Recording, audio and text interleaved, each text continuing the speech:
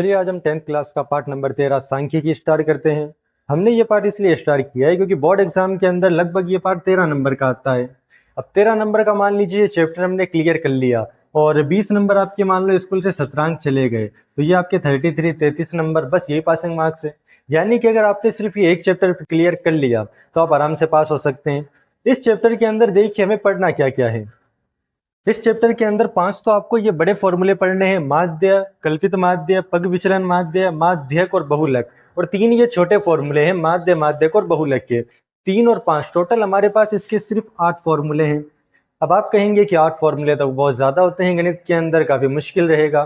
तो देखिए अगर आपको सिर्फ जोड़ बाकी गुणा भाग आता है तो ये 8 फॉर्मूले आप आराम से याद कर सकते हैं। हमने ये चैप्टर शुरू इसलिए किया है क्योंकि ये हम आराम से कर सकते हैं। अगर आप थोड़ा सा ध्यान देंगे तो मेरी गारंटी है कि आप आराम से ये चीज सीख सकते हैं। अगर हम आपको ये 8 फॉर्मूले भी ना सिखा पाए तो फिर हमारे पढ़ाने का क्या फायदा। आप लोग हमारे साथ जुड़े हुए हैं तो इसका कुछ तो फायदा होना चाहिए ना। तो जब अगर हम आपको ये 8 फॉर्मूले ही नहीं पढ़ा पा रहे हैं तो फिर हमारे पढ़ाने का फायदा ही क्या है। तो मेरी गारंटी है अगर आप ध्यान से देखेंगे तो ये 8 फॉर्मूले आराम से आपके क्लियर हो जाएंगे। देखिए ये एक वीडियो में क्लियर नहीं होंगे। हम ये इस चैप्टर का सांख्यिकी के सिर्फ एक पार्ट नहीं रखेंगे, एक वीडियो नहीं रखेंगे, इसके कम से कम 3 या 4 पार्ट, 3 या 4 वीडियो इसके बनाएंगे ताकि हम आराम से इसे अच्छे तरीके से समझ सके। तो चलिए हम ये चैप्टर शुरू करते हैं।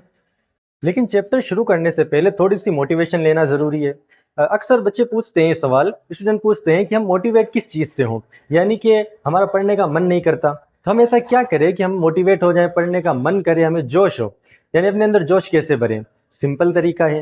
आप लोगों ने अगर 10th के अंदर अच्छा स्कोर कर लिया, अगर आपके 10th के अंदर स्कोर अच्छा रहा तो 10th के बाद लड़कों से तो पूछा जाएगा कि बताइए अब आप कौन सा सब्जेक्ट लेंगे, लड़कियों से पूछा जाएगा आप कौन सा सब्जेक्ट लेंगे। और अगर आपका 10th का रिजल्ट डाउन रहा, आप 10th के अंदर फेल हो गए या 10th के अंदर आपके 50 से भी कम नंबर आपके आए, यानी 10th के अंदर रिजल्ट खराब रहा, तो फिर लड़कों से तो पूछा जाएगा कि अब आप टिफिन कौन सा लेंगे। लड़कों से पूछा जाएगा अब आप कौन सा टिफिन लेंगे। आपको एक अच्छा सा टिफिन पसंद करवाया जाएगा, एक अच्छा सा मजदूरों वाले कपड़े ड्रेस पसंद करवाई जाएगी और फिर आपको भेज दिया जाएगा आपके स्थान पर। और लड़कियों से फिर पूछा जाएगा कि अब आपके लिए झाड़ू कौन सा लाएं, पोछा कौन सा लाएं। तो मोटिवेशन का सबसे सिंपल तरीका है, जब भी आपको पढ़ने का मन ना करें, लड़के टिफिन को याद कर लें कि अगर नहीं पढ़े तो आपके सामने एक टिफिन आएगा, लड़कियां एक झाड़ू और एक पोछे को याद कर लें, इससे आपका पढ़ने का मन करेगा। यही मोटिवेशन का सबसे बेस्ट तरीका है। अब इसका माध्य ज्ञात करते हैं। पहला क्वेश्चन, सबसे पहले देखिए जैसे मैंने आपको बताया था कि 5 तो इसके बड़े फॉर्मूले हैं, 3 इसके छोटे फॉर्मूले। हम छोटे फॉर्मूले से स्टार्ट करते हैं। सबसे पहला फॉर्मूला है माध्य। वेरी इजी क्वेश्चन है। अगर आप आंखें और कान खुले रखेंगे और दिमाग को यही मौजूद रखेंगे तो ये क्वेश्चन आपको पहली ही बार में समझ में आ जाएगा। और अगर आपका ध्यान यहाँ नहीं लग रहा तो मोटिवेशन के लिए लड़की अपने टिफिन को याद रखें और लड़कियां झाड़ू और पोछे को याद रखें, ये आपके लिए बहुत अच्छा मोटिवेशन है। देखिए बहुत इजी क्वेश्चन, ये 2, 5, 7 और 6 4 संख्याएं दी हुई है। करना क्या है, चारों को जोड़ दो। 5 2 7, 7 7 14, 14 और 6 20। लेकिन 1 मिनट, यहाँ आपका आंसर नहीं हुआ ये, लेकिन आप 20 तो आ गया लेकिन 20 इसका उत्तर नहीं है। अब आपको करना क्या है, ये तो पहला स्टेप, संख्या गिनो 1 2 3 4, इसमें 4 का भाग दे दो।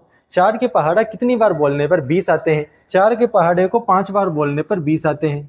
इसका माध्य आएगा 5, ये इसका उत्तर है। इस प्रकार हमें माध्य ज्ञात करना है। माध्य का एक और एग्जाम्पल ले लेते हैं ताकि ये अच्छे तरीके से समझ में आ जाए। सेकेंड क्वेश्चन ये भी माध्य का है। देखिए इसके अंदर संख्याएं लगातार है, बीच में से कोई संख्या गायब नहीं है। देखो 2 3 4 5 6, बीच में से कोई संख्या गायब नहीं है, तो इसका माध्य आप ऐसे भी निकाल सकते हैं। लेकिन जब बीच में से कोई नंबर गायब ना हो, लाइन बारी से संख्या हो, तो इसे निकालना बहुत ईजी है। इसका एक और तरीका है।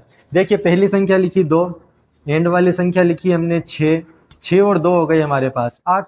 इसका कर दो आधा, 8 के आधे कितने होते हैं 4, बस ये इसका उत्तर है।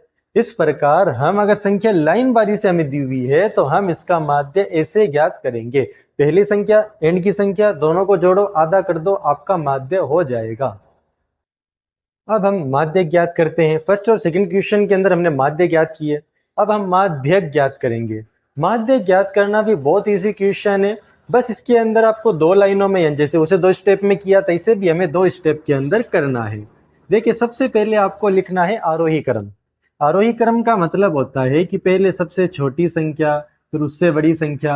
अब इस लाइन में सबसे छोटी संख्या है 1, इसके बाद है 2, 2 एक बार और है तो हम यहाँ भी एक बार और 2 लिख देंगे। 2 से बड़ी है 4, 4 से बड़ी है 5।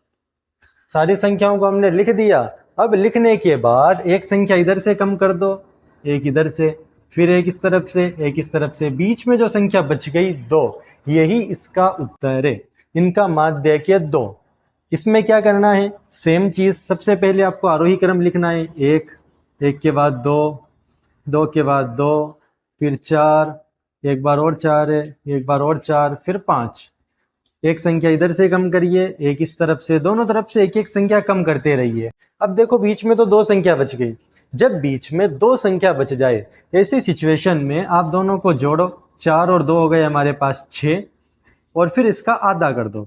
6 के आधे होते हैं 3, तो इसका माध्यक 3। बीच में अगर कोई एक संख्या बचे तो वही उत्तर है माध्यक का, और बीच में अगर 2 संख्या बच जाए तो इसका उत्तर है दोनों संख्याओं को जोड़ के आधा कर दो। वैसे ये फॉर्मूले से निकलते हैं, लेकिन ये 1 नंबर का क्वेश्चन है, या तो अबसद या खाली जगह या फिर कोई 1 नंबर का छोटा क्वेश्चन पूछा जाएगा, तो इसमें आपको इतना फॉर्मूला लगाने की जरूरत है नहीं। नॉर्मल सिंपल तरीके से हम ऐसे हल इसका कर सकते हैं।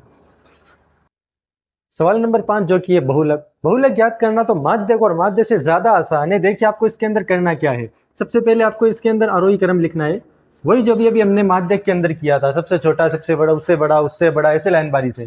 सबसे छोटा है 1, फिर उसके बाद 2, इसके बाद एक बार और 2, फिर 3, इसके बाद 5, फिर एक बार और 5, फिर एक बार और 5। आरोही क्रम हो गया। अब सिंपल इसका आंसर है, बस ये देख लो सबसे ज्यादा बार कौन सी संख्या आ रही है। 1 एक बार है, 2 2 बार है, 3 एक बार है, और 5 यहाँ पर 3 बार है। सबसे ज्यादा आ रहा है यहाँ पर 5, यही इसका उत्तर है। जब बहुलक का उत्तर है 5। अगर आप इसे डायरेक्ट यहाँ पर भी अगर देखें तो यहाँ से भी आप देख सकते हैं कि सबसे ज्यादा बार 5 आ रहा है, तो यहाँ भी आप उत्तर कर सकते हैं, लेकिन इससे उत्तर करना ज्यादा आसान रहेगा। यह भी 1 नंबर के अंदर क्वेश्चन आएगा। तो ये 1 नंबर वाले तीनों फॉर्मूले हमने क्लियर कर लिए। अब इसके बाद हम जो इसके बड़े क्वेश्चन है वो हल करेंगे। तो चैनल के साथ जुड़े रहें ताकि आप 10th के अंदर अच्छा स्कोर कर सकें, और आपके माँ बाप आपसे टिफिन की जगह सब्जेक्ट्स के बारे में पूछें कि आप सब्जेक्ट्स कौन सा लेंगे, ना कि टिफिन।